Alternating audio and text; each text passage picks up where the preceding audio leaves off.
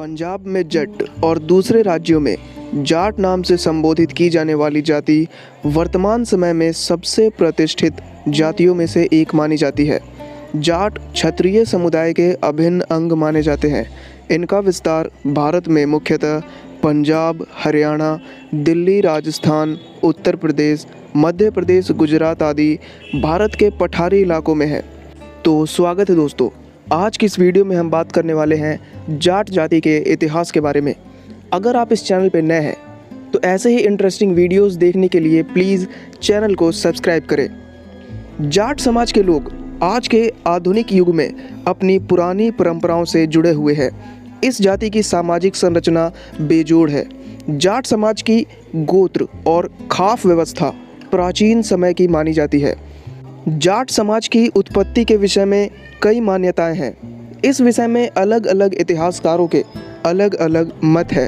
कुछ इतिहासकारों के अनुसार जाट शब्द की उत्पत्ति ज्येष्ठ शब्द से हुई है। प्राचीन मान्यताओं के अनुसार कहा जाता है कि राजसूय यज्ञ के बाद युधिष्ठिर को ज्येष्ठ कहा गया और बाद में युधिष्ठिर की संतान को जेठर शब्द से संबोधित किया जाने लगा। जैसे जैसे समय बीतता गया, जेठर समय के अनुसार जाट नाम से संबोधित किया जाने लगा। इस मान्यता के अनुसार जाट समाज की उत्पत्ति युधिष्ठिर से मानी जाती है। इसके अलावा एक प्राचीनतम कथा के अनुसार भगवान शिव शंकर से जाट समुदाय की उत्पत्ति को जोड़कर देखा जाता है। इस मान्यता के पीछे एक दिलचस्प कहानी है।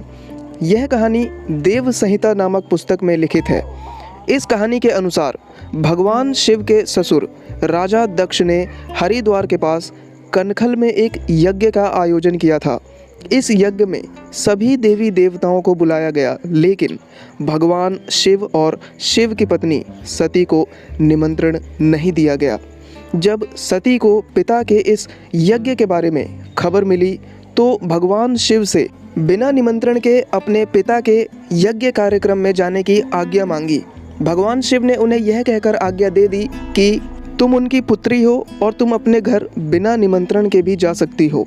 शिव से अनुमति लेकर सती अपने पिता के द्वारा आयोजित यज्ञ कार्यक्रम में जा पहुंची, लेकिन वहां सती को अपमानित किया गया और भगवान शिव के बारे में भी बुरा भला कहा गया।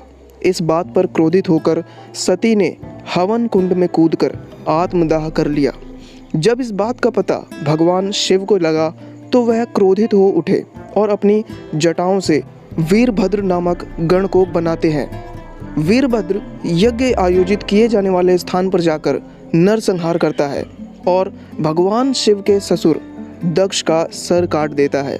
इस नरसंहार को रोकने के लिए भगवान विष्णु, ब्रह्मा और सभी देवी देवता भगवान शिव से राजा दक्ष को माफ़ करने की याचना करते हैं। सभी देवी देवताओं की विनती के बाद भगवान शिव शांत हो जाते हैं और राजा दक्ष को पुनर्जीवित कर देते हैं।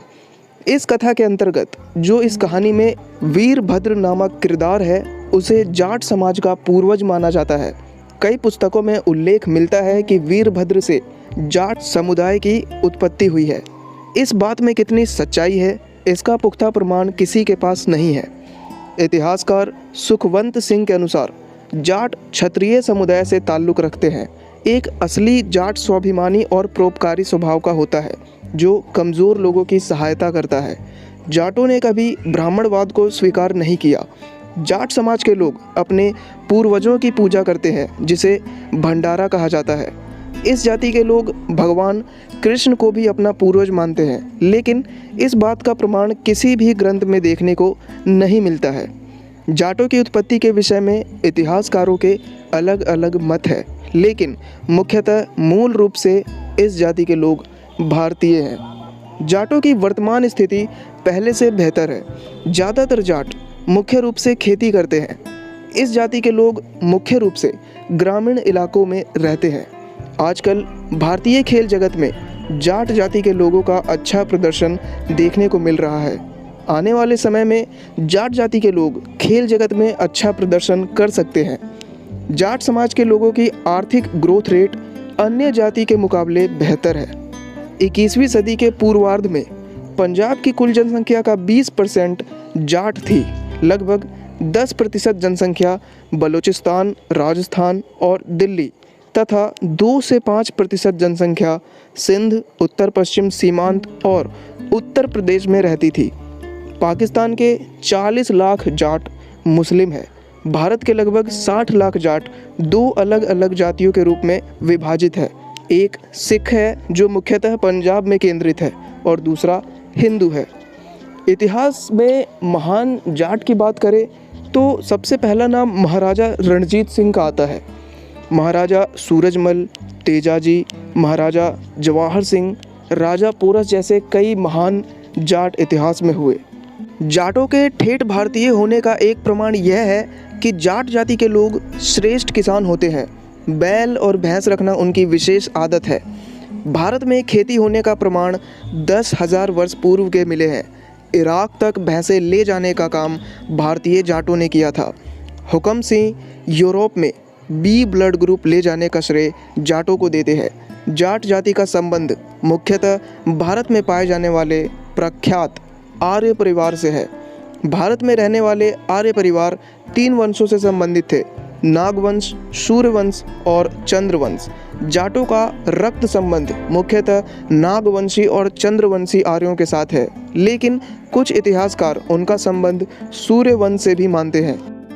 इतिहासकार कानूनगो मानते हैं कि महाभारत काल में जाट सिंध में बसे हुए थे। महाभारत युद्ध के पूर्व भी सिंध प्रदेश के संबंध में जाटों का उल्लेख आता है। दुर्योधन के शासनकाल में जाट और मेड़ वहां निवास करते थे और परस्पर युद्ध हुआ करते थे।